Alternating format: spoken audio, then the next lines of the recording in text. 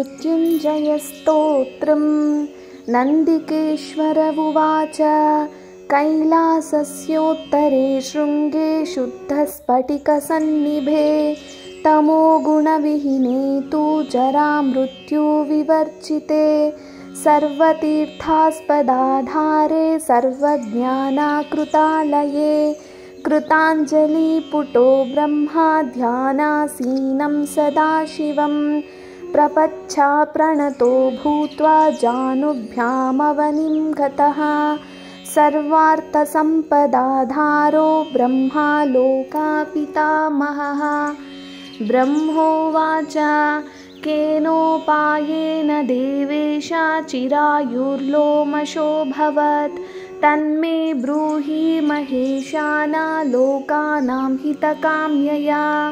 श्रीसदाशिव उवाच शृणु ब्रह्मन् प्रवक्ष्यामि चिरायुर्मुनिसत्तमः सञ्जातो कर्मणा येन व्याधिमृत्युविवर्जितः तस्मिन्नेकार्णवे घोरे सलिलौघपरिप्लुते कृतान्तभयनाशाय स्तुतो मृत्युञ्जयः शिवः। तस्य सङ्कीर्तना नित्यं मर्त्यो मृत्युविवर्जितः त्वमेव कीर्तयन् ब्रह्मन् मृत्युं जेतुं न संशयः। लोमश उवाच देवादिदेव देवेश सर्वप्राणभृतांवर प्राणिनामपि नाथस्त्वं मृत्युञ्जय नमोऽस्तु ते। देहीनां जीवभूतोऽसि जीवो जीवस्य कारणं जगतां रक्षकस्त्वं वै मृत्युञ्जय नमोऽस्तु ते। हेमाद्रिशिखराकार सुधावीचि मनोहरा पुण्डरीका परं ज्योतिर्मृत्युञ्जय नमोऽस्तु ते। ध्यानाधारा महाज्ञाना सर्वज्ञानैककारणा परित्रातासि लोकानां मृत्युञ्जय नमोऽस्तु ते। निहता येन कालेन सदेवासुरमानुषाः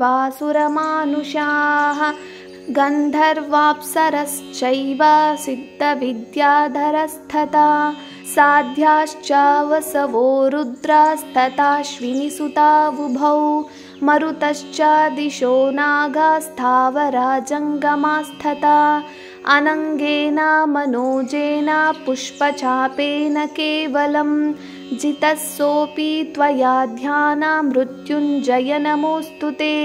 ये ध्यायन्ति परां मूर्तिं पूजयन्त्यमराधिप न ते मृत्युवशं यान्ति मृत्युञ्जय नमोऽस्तु ते।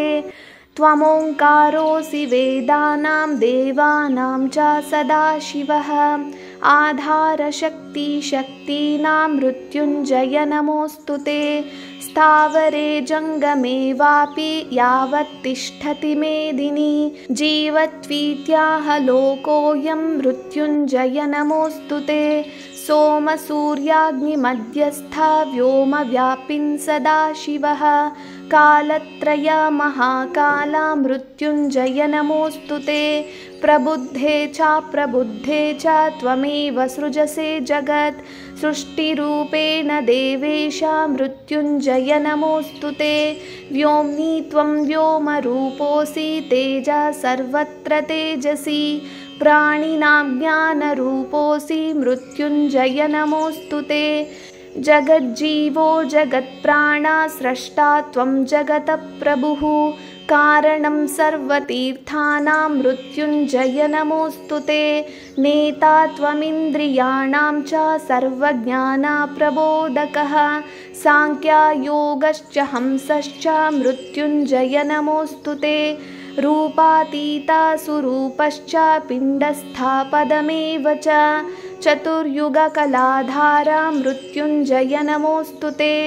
रेचके वह्निरूपोऽसि सोमरूपोऽसि पूरके कुम्भके शिवरूपोऽसि मृत्युञ्जय नमोऽस्तु ते। क्षयं करोसि पापानां पुण्यानामपि वर्धसम् हेतुस्त्वं श्रेयसां नित्यं मृत्युञ्जय नमोऽस्तु ते। सर्वमायाकलातीता सर्वेन्द्रियपरावरा सर्वेन्द्रियकलाधीशा मृत्युञ्जय नमोऽस्तु ते। रूपं गन्धो रसस्पर्शा शब्दसंस्कार एव च त्वत्था प्रकाश एतेषां मृत्युञ्जय नमोऽस्तु ते। चतुर्विधानां सृष्टीनां हेतुस्त्वं कारणेश्वर भावाभावपरिच्छिन्ना मृत्युञ्जय नमोऽस्तु ते। त्वमेको निष्कलो लोके सकलं भुवनत्रयम् अतिसूक्ष्मातिरूपस्त्वं मृत्युञ्जय नमोऽस्तु ते। त्वं प्रबोधस्त्वमादारास्त्वद्बीजं भुवनत्रयम् सत्त्वं रजस्तमस्त्वं हि मृत्युञ्जय नमोऽस्तु ते।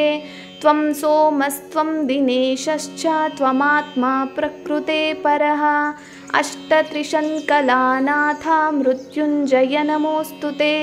सर्वेन्द्रियाणामाधारा सर्वभूतगणाश्रयः सर्वज्ञानामयानन्ता मृत्युञ्जय नमोऽस्तु ते। त्वमात्मा सर्वभूतानां गुणानां त्वमधीश्वरः सर्वानन्दमयाधारा मृत्युञ्जय नमोऽस्तु ते।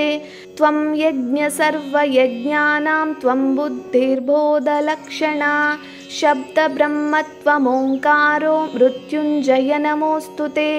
श्रीसदाशिव उवाच एवं संकीर्तयेद्यस्तु शुचिस्तद्गतमानसः भक्त्या शृणोति यो ब्रह्मन् न स मृत्युवशो भवेत् न च मृत्युभयं तस्य प्राप्तकालं च लङ्घयेत् अपमृत्युभयं तस्य प्रणश्यति न संशयः व्याधयो नोपपद्यन्ते नोपसर्गभयं भवेत् प्रत्यासन्नान्तरे काले शतैकावर्तने कृते मृत्युर्न जायते तस्य रोगान्मुञ्चति निश्चितम् पञ्चम्यां वा दशम्यां वा पौर्णमास्यामथापि वा शतमावर्तयेद्यस्तु शतवर्षं स जीवति तेजस्वी बलसम्पन्नो लभते श्रियमुत्तमाम् त्रिविधं नाशयेत् पापं मनोवाक्काय सम्भवम्